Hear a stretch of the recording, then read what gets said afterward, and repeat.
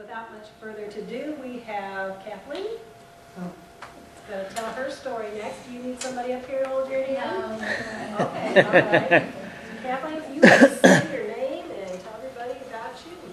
Okay, I'm Kathleen. I live here in Quincy. I lived here about 25 years. One of the experiences I had was on the field of Gettysburg, the battlefield, Gettysburg, Pennsylvania. And a friend and I went there because she teaches history. And we had been through quite a bit of the battlefield. And we got to one part where it was really kind of eerie. There were a column of trees. And then I went to a cannon. And I thought, I wonder what it would have been like to have been a Union soldier here behind this cannon and firing it at the Confederates that were coming into an open field toward the Union Army. And they had a large wooden fence that they'd have to kind of take their hands and jump over with their rifles to get into the Union Army. So I was just standing there thinking about it. I started walking toward the fence and got kind of to a corner. Sometimes people see things, sometimes they hear things, sometimes they smell things. And all of a sudden I smelled like gunpowder from rifle shooting and blood. The blood has a distinct smell and it was very powerful. And I said to my friend, I said, "Did you smell that?" And she said, "No, I don't smell anything." And I said, "Oh, it's very, very strong." I said, "Are you sure?" And she said, "Well, what does it smell like?" And I said, "It smells like gunpowder from somebody shooting. It smells a lot like blood." And it became so strong, I just finally walked away. And I didn't sense anything more from that moment. Even at Devil's Den, I took a photograph. I wish I had brought it. But at Devil's Den, there's rocks. And after the war was over, they had a lot of these bodies that they couldn't get buried right away. There just weren't enough people to bury them. Slaves buried some people, well, slaves that were coming up from the south.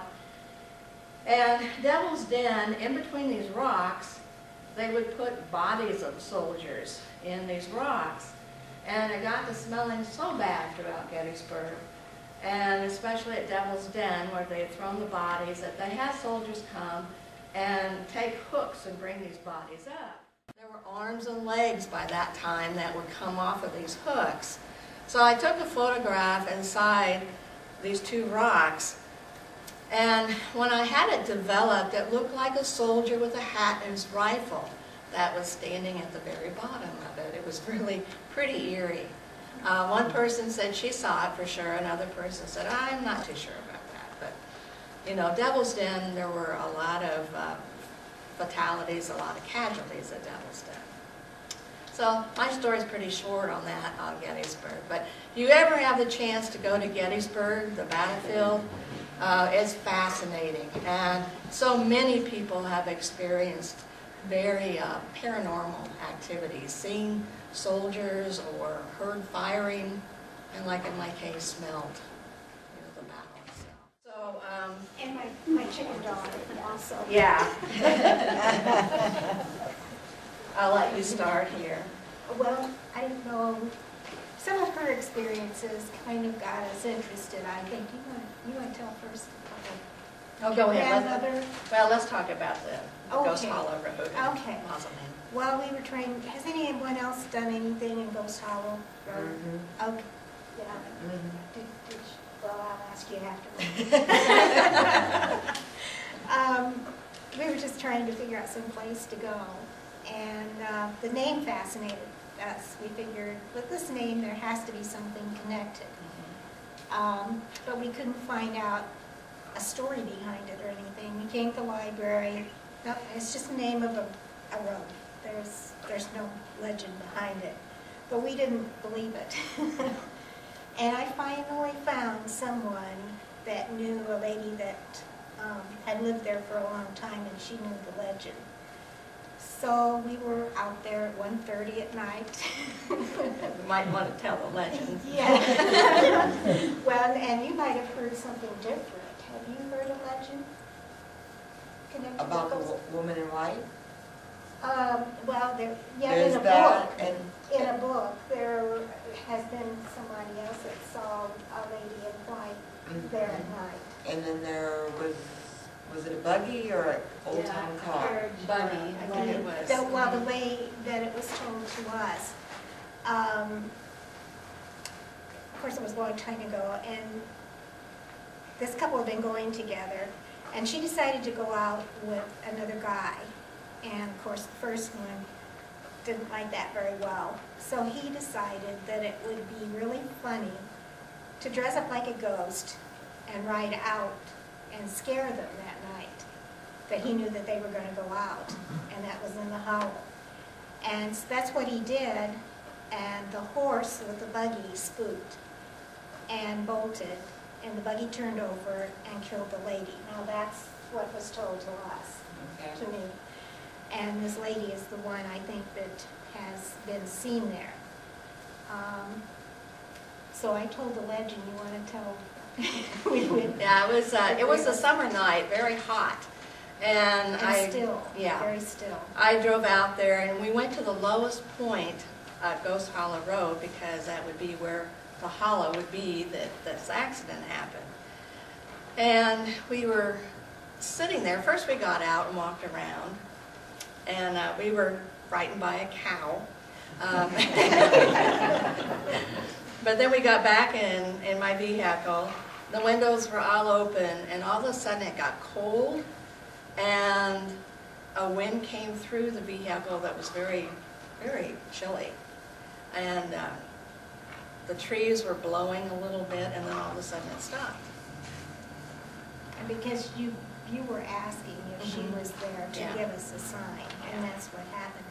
And then in a little bit too, we saw this orb just merrily bouncing along down in the hollow, and then all of a sudden, poof, it was gone. And so that was our experience there. Mausoleum. Yeah. At Woodlawn. No, Okay, okay. Well, we've done 3 things, and we had some kind of experience each time. One of the others, the mausoleum, and I think you guys have gone inside. Wendy told me, I guess who you were looking for was a little different. We went in there, and we heard there's a little girl that likes to play jacks, and sometimes they'll disappear or something. And we had a jacks ball, and go ahead. Well, first of all, the mausoleum, you just cannot walk into it. You have to have a key. Anybody who has anyone buried within the mausoleum, they have a key to it, and that's how we got in, because she knew of someone who had the key. And we did have the rods, and we got some activity where this little girl, Elizabeth, her tomb was really too high for us to reach. But at any rate, we got some activity when jacks were being played. Debbie was playing on the floor with them. And then eventually I was walking around the rest of the mausoleum. We went back to it, and I was bouncing this ball. So I put the ball, we got a ladder from the mausoleum. I was going to put the ball on top of her tomb, but before that, I was bouncing it around. And then I put it on a stone bench against the wall. And there's no way this ball would have gone off, and if it had have, it would have gone off straight. Because it was in there was a little Groove. space, just a small space between the wall and the marble bench. So if it had moved, it would have rolled either one way or the other. And we were just talking. Pretty soon this ball shot straight forward and bounced on the floor with quite a bit of force. And it arced up, it didn't just roll off. Yeah. And just like, cheap thing, I don't want to play today, just take your ball and go. We took the rods one night out there and got quite a bit of activity. Some nights in the summer when I have windows open, I'll hear noises. I'll hear a lot of banging in that house. And that's the house on Prentice Avenue? Yeah, it's part of the Underground Railroad at one time, yeah. And originally it was a mission. Yeah, mission house, which was, they took in some of the slaves. Okay. And she's seen a figure too, haven't she? Yes, I have seen a figure in a window too, a black shadow with a hat, male figure, I think it was. But I still live where I do. I'm not afraid of the house next door, so it's just kind of a neat experience, really. And what got you ladies interested in it and doing it, just taking off on your own? I think the house next door, I had heard so many things, and the owner had told me there are workers who will not go into the house. They've had equipment moved on them. Hammers just kind of go off in midair to another location in the house. It's kind of scary.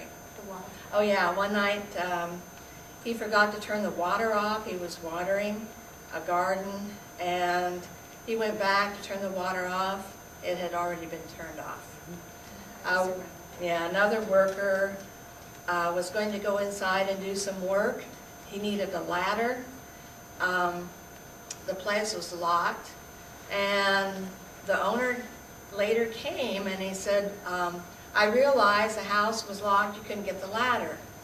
And he said, well, I don't see the ladder anywhere. They went inside the house, the ladder was already inside the house. And nobody had put it in there. That was just kind of interesting. So. And that night that we were doing the dowel rods and things, and we kept hearing this strange noise. And did it start upstairs or downstairs? I think it was In the upstairs. sitting room. It was up in the bedrooms first. And then it moved down to the sitting room. And our rods would follow that noise. And then all of a sudden, it sounded like it moved and went out over the carriage house. And then again, and it just went out over her backyard and was gone. And it was, I mean, there's no bird, there's no front. It was a strange noise. It was